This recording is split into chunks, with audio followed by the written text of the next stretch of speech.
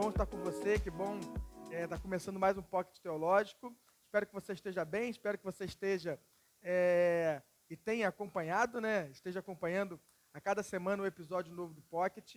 E hoje nós vamos para a última parte da aplicação da redenção. Eu quero começar então falando com você sobre a doutrina da perseverança dos santos, que alguns conhecem como a doutrina da segurança eterna. É muito comum todo cristão, uma hora ou outra, ter a dúvida se nós perdemos a salvação ou se não perdemos. Ou como podemos ter certeza de que, sendo de Cristo, não perderemos a salvação. É sobre isso que nós vamos, então, falar hoje. A definição, então, da doutrina da perseverança dos santos diz o seguinte: todos aqueles que verdadeiramente nasceram de novo serão guardados pelo poder de Deus e perseverarão como cristãos até o final da vida.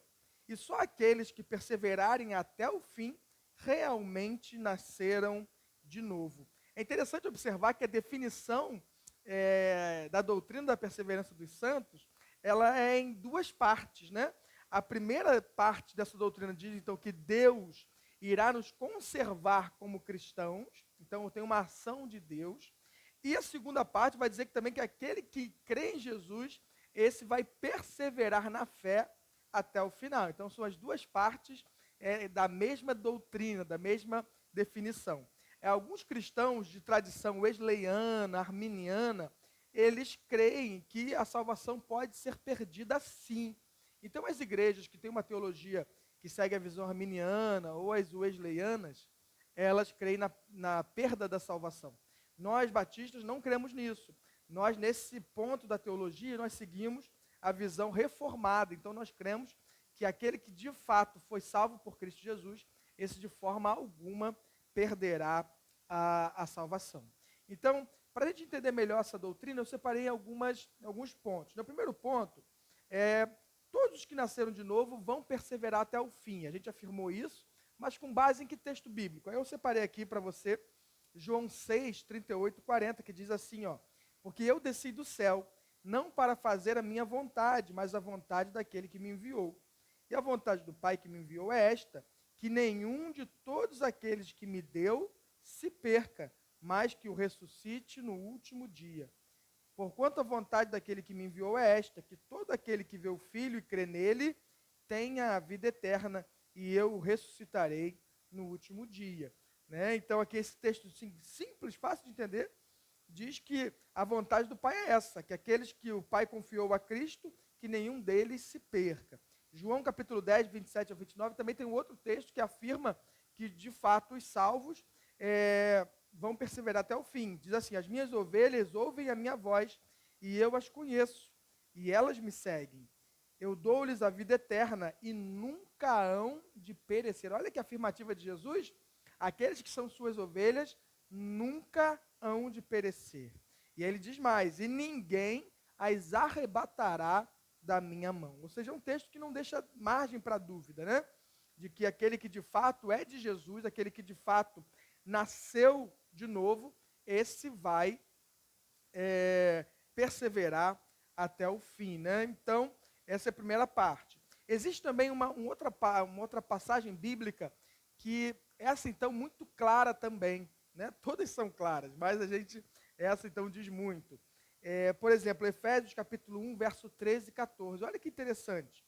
Paulo escreve assim àquela igreja: em quem também vós estáis, depois que ouvistes a palavra da verdade, o evangelho da vossa salvação.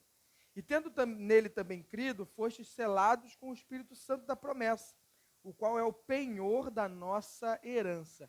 Olha que interessante. Paulo vai dizer que quando nós cremos em Jesus, e nós já estudamos isso nos pockets passados, nós recebemos o Espírito Santo, ele nos sela. Paulo vai dizer que esse selo do Espírito Santo é o penhor. A palavra do grego que Paulo usa aqui como penhor é o arrabon.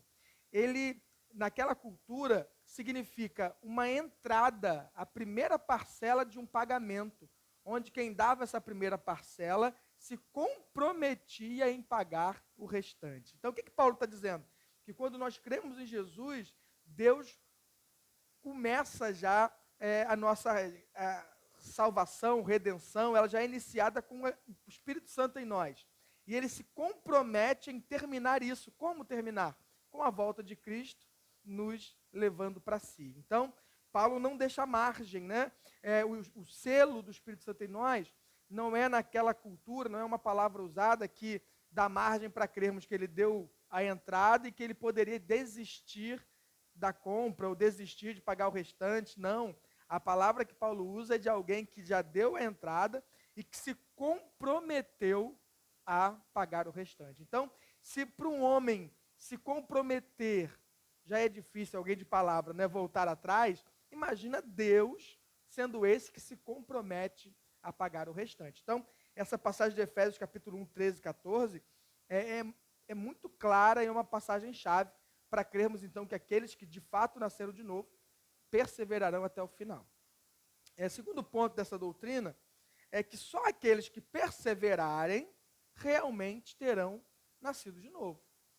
Então, parece a mesma coisa, mas não é, né? A primeira parte está dizendo aqui que aqueles que nasceram de novo vão perseverar.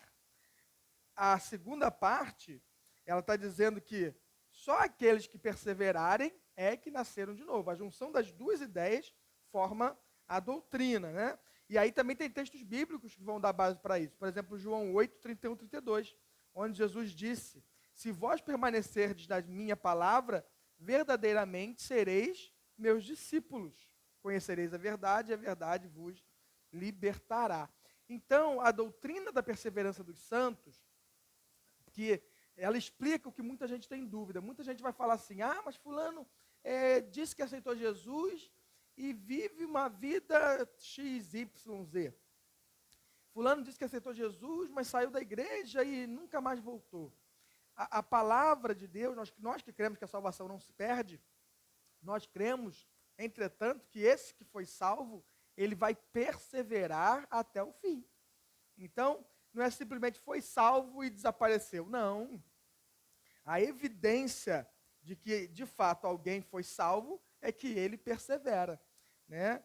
Então, é isso que a doutrina nos ensina. Tem um texto que explica isso que eu estou dizendo. Por exemplo, primeira carta de João, capítulo 2, verso 19, João diz assim, ó: saíram de nós, mas não eram de nós, porque se fossem de nós, ficariam conosco. Mas isto é para que se manifestasse que não são todos de nós. O que o João está afirmando claramente? Que quando as pessoas se afastam da comunhão, elas, na verdade, nunca foram, de fato, de Cristo. Então, você provavelmente conhecerá no seu caminhar cristão pessoas que podem até parecer, pela forma de se vestir, de falar, por algum hábito ou outro, se parecer com um cristão. Mas o fato dela se afastar e não retornar, isso mostra que ela nunca foi. Pelo contrário, ela apenas tinha alguns hábitos, né? Que é a terceira parte da doutrina, que diz que aqueles que acabam se afastando podem dar muitos sinais exteriores de conversão. É isso que gera confusão na cabeça de algumas pessoas, né? Você vai ver, por exemplo, pessoas que expulsavam demônios, pessoas que pregavam o evangelho, e elas somem da comunhão, se afastam da palavra, apostatam mesmo da fé. E aí você vai dizer: mas como é que aquele cara que pregava, que expulsava demônio, ele não era cristão naquela época? Então a palavra vai dizer que não. Olha o que Jesus diz lá em Mateus 7, 21, 23. Nem todo que me diz Senhor, Senhor entrará no reino dos céus, mas aquele que faz a vontade do meu Pai. Muitos me dirão naquele dia: Senhor, não profetizamos nós em teu nome não expulsamos demônios, em teu nome não fizemos muitas maravilhas? Então lhes direi abertamente: nunca vos conheci. Olha que interessante esse texto, né? Você imagina alguém que numa comunidade de fé expulsa demônio, faz maravilha, profetiza, e Jesus vai falar que ele nunca conheceu essa pessoa. Jesus não está dizendo que conheceu por um período de tempo e que depois que a pessoa se desviou, ele rompeu o relacionamento. Não. Jesus está dizendo que nunca conheceu aquela pessoa. Então, o que pode gerar, às vezes, confusão nessa doutrina é que algumas pessoas que não são de Cristo, que não são do reino, dão sinais exteriores de conversão. Por isso que é importante a gente atentar que nem sempre os sinais são operados por Deus ou são prova de que aquela pessoa é de Deus, né? Vale lembrar lá no Êxodo que até certa medida tudo que o Senhor operava através de Moisés, os magos, os feiticeiros de Faraó conseguiam fazer coisas parecidas. O que pode dar então a mim e a você a certeza e a segurança da salvação? Primeira coisa, precisamos crer na salvação hoje, né? Eu e você precisamos crer no que a palavra diz. Se nós confessarmos os nossos pecados, se nós nos arrependermos, se nós colocarmos fé nele, de fato seremos salvos. Então, para você ter certeza da salvação, segurança da salvação, creia no que a palavra diz. Segundo, examina a sua vida e você vai perceber uma obra do Espírito Santo, você vai perceber o fruto do Espírito Santo na sua vida, você vai perceber um testemunho na sua vida. Então, isso é uma evidência para você mesmo de que o Espírito Santo está em você, está trabalhando em você. E uma terceira evidência de que somos de Deus realmente, que podemos ter segurança na salvação, é perceber na nossa vida uma evolução, né? À medida que nós estamos vivendo no caminhar cristão, a ideia bíblica é que a gente vá crescendo em santificação, crescendo em conhecimento de quem é Deus, crescendo em experiências com Deus. Então, essas são as três etapas, três coisas que eu separei aqui para que você possa se avaliar aí e ter essa segurança, né? Você crê hoje na salvação de Jesus, você percebe na sua vida o Espírito Santo, você percebe em você o fruto do Espírito Santo, você percebe que nesse tempo de conversão e de caminhada você tem crescido na fé, crescido em santificação. Então, se esses pontos estão sendo observados e são verdade hoje, a pessoa deve sim ter segurança e crer na salvação que tem. E agora então nós vamos falar da última doutrina da redenção, a última parte da aplicação da redenção, que é a doutrina da glorificação. Quando Cristo morreu por nós, ele não redimiu apenas a nossa alma, apenas o nosso espírito, não. Ele nos redimiu por inteiro, o que inclui também a redenção do nosso corpo, né? Essa redenção do nosso corpo físico, ela só vai acontecer quando Jesus voltar para nos buscar. Aí sim, nós teremos o nosso corpo redimido, transformado em glória, aquilo que é corruptível e incorruptível. Teremos um corpo, então, semelhante ao corpo ressurreto de Jesus. A definição da doutrina da glorificação é essa. É o passo final da aplicação da redenção. Ocorrerá quando Cristo voltar e levantar dentre os mortos o corpo de todos os cristãos que morreram de todas as épocas, reunindo-os com a alma de cada um, e mudar o corpo de todos os cristãos que estiverem vivos, dando assim, ao mesmo tempo, a todos os cristãos um corpo ressurreto como o seu. Então, olha que definição interessante, né? Ela atinge tanto os cristãos que estiverem mortos quando Jesus voltar, quanto os cristãos que estiverem vivos quando ele voltar, né? Os que estiverem vivos, no abrir e fechar de olhos, serão transformados. E os que estiverem mortos, ressuscitarão. Então, e ao mesmo tempo, né? É o que está dizendo aqui a nossa definição. Ao mesmo tempo, todos os cristãos terão um corpo ressurreto como o seu. Vamos olhar então o que a Bíblia vai falar sobre isso, né? Primeiro, as provas do Novo Testamento. No Novo Testamento, eu separei dois textos que são muito claros. O texto da primeira carta de Paulo aos Coríntios, capítulo 15. Paulo lhe dá uma aula ali sobre a ressurreição. E Paulo escrevendo aos Tessalonicenses também, se eu não me engano, no capítulo 4. É isso mesmo, capítulo 4. Diz assim, 1 Coríntios 15, 51 e 52. Eis aqui vos digo um mistério. Na verdade, nem todos dormiremos, mas todos seremos transformados. No momento, no abrir e fechar de olhos, ante a última trombeta, porque a trombeta soará, e os mortos ressuscitarão incorruptíveis, e nós seremos transformados. Ele, quando escreve a Tessalonicenses, ele diz o seguinte: porque se cremos que Jesus morreu e ressuscitou, assim também aos que em Jesus dormem, no caso dormir aqui, morreram, Deus os tornará a trazer com ele. Dizemos-vos, pois, isto pela palavra do Senhor, que nós, os que ficamos vivos para a vinda do Senhor, não precederemos os que dormem, porque o mesmo Senhor descerá do céu com alarido e com voz de arcanjo e com a trombeta de Deus, e os que morreram em Cristo ressuscitarão primeiro. Depois nós, os que ficarmos vivos, seremos arrebatados juntamente com eles nas nuvens, a encontrar o Senhor nos ares, e assim estaremos sempre com o Senhor. Então, Paulo, ele aborda nessas duas passagens de forma bem clara como será, então, essa glorificação do corpo físico, né? A gente, como cristão, a gente precisa ansiar por isso, a gente precisa aguardar essa volta de Cristo com expectativa, né?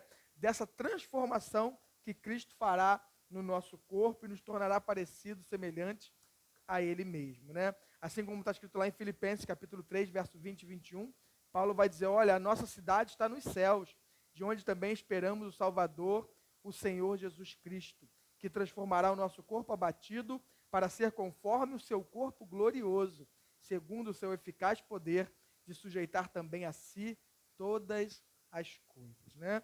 E aí, então falamos do Novo Testamento. O Novo Testamento fala diversas vezes sobre isso. Mas será que o Antigo Testamento também abordava essa glorificação do corpo? Então, no Antigo Testamento, eles não tinham essa visão tão clara como nós temos hoje, ou como se tinha no Novo Testamento. Mas eles também criam, e a gente vai perceber isso em alguns textos que eu separei aqui, eles também criam numa ressurreição do corpo físico. Olha que interessante, o texto de Jó, por exemplo, capítulo 19, verso 25 e 26. Porque eu sei que o meu Redentor vive e que por fim se levantará sobre a terra. E depois de consumida a minha pele, contudo, ainda em minha carne verei a Deus. Olha também aqui essa visão, essa profecia de Daniel, capítulo 12, verso 2. E muitos dos que dormem no pó da terra ressuscitarão, uns para a vida eterna e outros para a vergonha e desprezo eterno. Ou seja, Daniel não tinha a clareza que nós temos hoje. Daniel não tinha, talvez, a clareza que Paulo tinha ao abordar o assunto. Mas Daniel também, através de uma profecia sua, também viu o dia em que os salvos, né, os cristãos hoje, mas os de Deus da antiga aliança, ressuscitarão também para estar com Deus. Ainda sobre glorificação, eu quero também abordar como que será o corpo dessa ressurreição. E aí, irmãos, a gente ouve de tudo. Gente que pensa que vai ter a cicatriz que tem hoje no corpo ressurreto, outros que pensam que se forem amputados e aí perdeu parte da perna, vai ressuscitar com o corpo sem parte da perna, né? Irmãos, não é isso que a palavra ensina, né? A gente precisa entender o que a palavra ensina. Paulo, ele vai dar um exemplo muito claro quando ele vai falar da ressurreição em primeira carta aos Coríntios, né? Paulo, ele vai usar o exemplo da agricultura. Quando a gente vai plantar, por exemplo, uma manga, a gente planta o caroço da manga. Mas o que é que nasce no pé? É só o caroço? Não, nasce uma manga inteira, bonita, viçosa. É assim que será a ressurreição do corpo. De certa forma, existirá uma continuidade desse corpo físico que temos, mas ele será transformado, como diz a palavra, né? Onde tem corrupção, será incorruptível. Existirá glória, existirá poder, né? Não existirá mais dor, doença, fraqueza. O corpo será transformado. Então, não tem porquê ter esse medo, né? Alguns, eu estou com uma cicatriz, eu estou com uma marca tal, eu estou velhinho já, estou cheio de pelanquinha, aí o meu corpo ressurreto também vai ser assim? Não, claro que não. Para você ter uma ideia, como é que os judeus criam nisso? Os judeus creem que o corpo que estaremos na eternidade, ele vai ser parecido com o de uma pessoa de 30 anos. Lembra você aí de casa que está hoje com 60? Como era você com 30? Ou você que hoje tem 15, 16, como será você com 30? Por que o judeu pensa no 30? Porque na ótica deles é o ápice do físico humano. É como se a gente fosse crescendo, crescendo, crescendo, chegou em 30, dali passa então a decrescer a força física e por aí vai. Então Paulo ele aborda isso, né? Nós cremos que as pessoas se conhecerão sim. Alguns têm essa dúvida, será que eu vou conhecer a pessoa? Né? Será que eu vou chegar lá na eternidade e vou poder conversar com Abraão, com Davi? Ou a gente vai chegar lá, ninguém vai conhecer ninguém, vai ser eu não vou saber nem quem eu sou. Não é assim que a palavra diz, né? Olha o que Jesus vai falar em Mateus 8.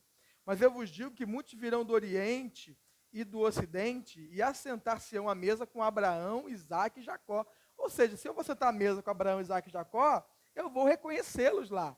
E eles vão saber que eles são Abraão, Isaque e Jacó. Assim como a Bíblia dá o exemplo no Monte da Transfiguração, em Mateus 17, Jesus conversando com Moisés e Elias, e eles sabiam que eram Moisés e Elias. Então, a Bíblia dá evidências de que nós sim saberemos quem são as pessoas que estarão conosco.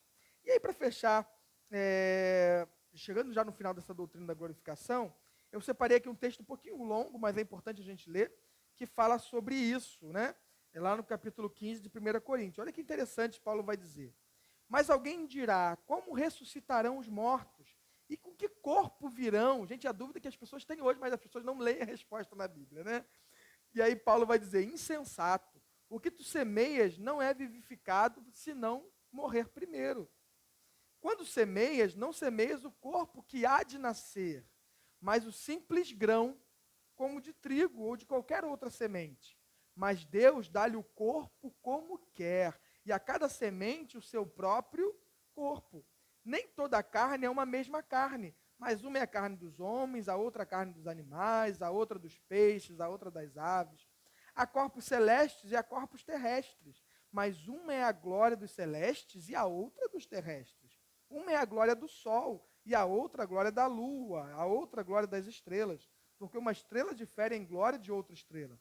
Assim também a ressurreição dentre os mortos. Semeia-se o corpo em corrupção, ressuscitará em incorrupção. Semeia-se em ignomínia e ressuscitará em glória. Semeia-se em fraqueza, ressuscitará com vigor. Semeia-se um corpo natural como o nosso, ressuscitará um corpo espiritual. Se há corpo natural, existe também corpo espiritual. Assim está também escrito, o primeiro homem, Adão, foi feito em alma vivente, o último Adão em espírito vivificante. Mas não é o primeiro o espiritual, senão o natural. Depois é que vem o espiritual. O primeiro homem da terra, deixa eu achar aqui que eu me perdi. O primeiro homem da terra é terreno. O segundo homem, o Senhor, é do céu. Qual o terreno, tais são também os terrestres. E qual o celestial, tais também os celestiais. E assim como trouxemos a imagem do terreno, traremos também a imagem do celestial. Então, Paulo, ele vai abordar diversos pontos da ressurreição nesse capítulo 15 de 1 Coríntios. Então, é importante você ler, marcar, anotar, e você vai ver que esse corpo, então, glorificado, será, apesar de uma continuidade desse, será algo transformado, algo muito melhor. E para fechar, então, esse assunto, eu vou dar só um gostinho para você. Os descrentes, os incrédulos, também ressuscitarão. Olha que coisa interessante. Não são só os cristãos que vão primeiro ressuscitar e os que estiverem vivos serão transformados. Os incrédulos também ressuscitarão. Olha o que Jesus diz lá em João, capítulo 5, 29. E os que fizerem o bem sairão para a ressurreição da vida, e os que fizerem o mal para a ressurreição da condenação. Mas sobre esse assunto, a gente vai abordar mais à frente, quando a gente chegar na doutrina do juízo final. Fique na paz. Se você tiver qualquer dúvida, então, sobre perseverança dos santos, sobre glorificação, é só colocar sua pergunta aí embaixo nos comentários, que na próxima aula, no próximo episódio, a gente vai tirar a sua dúvida.